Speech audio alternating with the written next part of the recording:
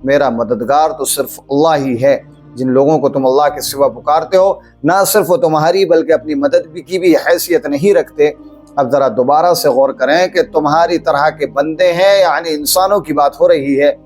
یہاں پر بتوں کی بات نہیں ہو رہی۔ اور قرآن پاک کی آیات سے بالکل واضح ہے کہ جو بھی شخص اللہ کے سوا کسی اور سے اپنی مدد اور حاجات مانگتا ہے تو اس کا مطلب ہے کہ اس نے اسی کو بت بنا لیا، اور اسے حساب سے یہ تمام درگاہیں جہاں پر شرک و سجدے ہو رہے ہیں یہ سب کے سب بت ہیں۔ نبی کریم صلی اللہ علیہ وسلم نے اپنی وفات سے پہلے اللہ سے دعا کی تھی کہ اے اللہ میری قبر کو وہ بت نہ بننے دینا جس کی لوگ عبادت کریں، یعنی اگر میری قبر کی بھی لوگ عبادت کریں گے، یہاں پر آ کر سجدے کریں گے تو وہ بھی بت شمار ہوگی۔ تو سوچیں کہ ان قبر والوں کا کیا اسٹیٹس ہے، اور اب آپ لوگ اندازہ لگائیں کہ یہ لوگ کتنے جاہل ہیں کہ اللہ کی واضح آیات کو بھی دیکھ کر اس کا انکار کرتے ہیں، اور اس کی وجہ بھی اللہ تعالیٰ نے اگلی آیات کے اندر بیان کر دی ہے کہ اگر تم ان لوگوں کو اللہ کی طرف بلاؤ گے تو یہ تب بھی نہیں سنیں گے، اور یہ لوگ بظاہر آنکھیں کھولے تمہاری طرف دیکھ رہے ہوں گے لیکن ان کی آنکھیں بند ہوں گی۔ اور آج کے دور میں آپ خود دیکھ لیں کہ یہ لوگ خود کہتے ہیں کہ اعلیٰ حضرت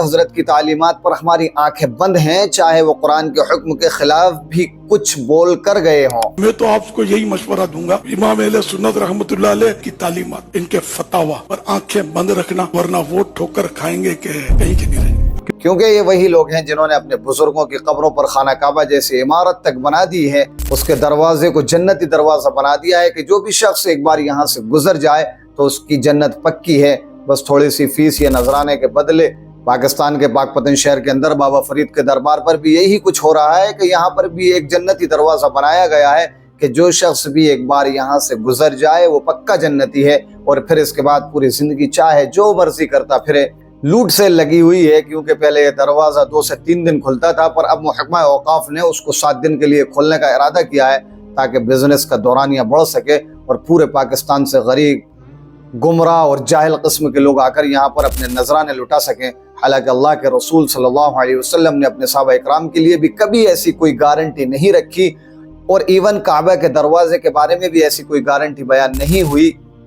پر یہ گارنٹی ان لوگوں کے پاس موجود ہے۔ اب آپ ذرا یہ چیک کریں کہ یہ خواجہ معین الدین چشتی اجمیری کا دربار ہے، جس طرح سے ہر سال خانہ کعبہ پر غلاف کو تبدیل کیا جاتا ہے اور انتہائی عقیدت کے ساتھ اتارے گئے غلاف کو برکت کے لیے تقسیم کیا جاتا ہے، سیم یہی کام یہ لوگ خواجہ معین الدین چشتی کے دربار پر بھی کر رہے ہیں، اور یہاں پر بھی قبر کو غسل دے کر وہ پانی برکت کے لیے بوتلوں کے اندر تقسیم کیا جا رہا ہے، اور قبر کے غلاف کو بدلنے کی رسم تک چل نکلی ہے۔ اب ذرا یہ ویڈیو دیکھ لیں اور اس کے بعد خود فیصلہ کریں۔ یہ غلاف کعبہ جو کھول دیا جاتا ہے آج 13 ذی الحجہ کو، آج اس کو واپس سے لپیٹ کے اور غریب نواز کے آستانے میں محفوظ جیسے 12 مہینے رہتا ہے، انشاءاللہ ابھی اوپر کر دیں گے سرکار کی بات۔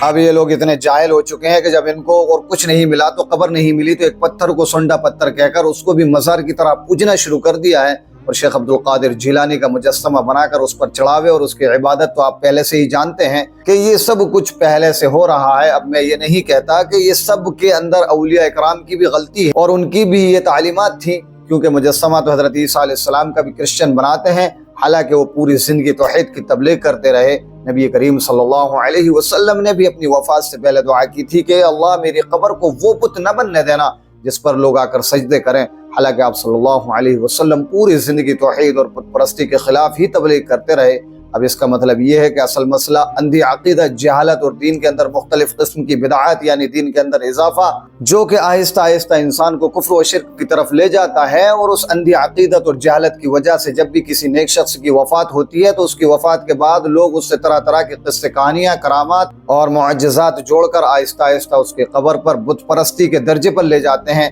اور یہ سلسلہ حضرت نوح علیہ السلام کی قوم نے شروع کیا، جو کہ آج تک ایسے ہی جاری ہے اور مستقبل کے اندر بھی یہ چلتا رہے گا جب تک کہ ہم لوگوں نے ان کی ہدایت کے لیے کچھ نہ کیا۔ اور اس کے ساتھ ساتھ ہم لوگوں کو یہ بھی فیصلہ کرنا ہے کہ آج ہم رحمان کے راستے پر ہیں یا پھر مشرک بن کر شیطان کے راستے پر، بالکل ایسے شخص کی طرح جو کہ سمندر کے کنارے پر کھڑا ہو کر پیاسا مر رہا ہے، اور وہ سمندر ہے قرآن پاک، اللہ کی کتاب، یعنی اس کے اندر موجود علم، اور پیاسا شخص وہ گمراہ ہے، وہ جاہل شخص ہے جس کو اس سمندر کی ضرورت ہے۔ اللہ تعالیٰ سے دعا ہے کہ وہ ہمیں سمجھنے کی اور نیک عمل کرنے کی توفیق عطا فرمائے، آمین۔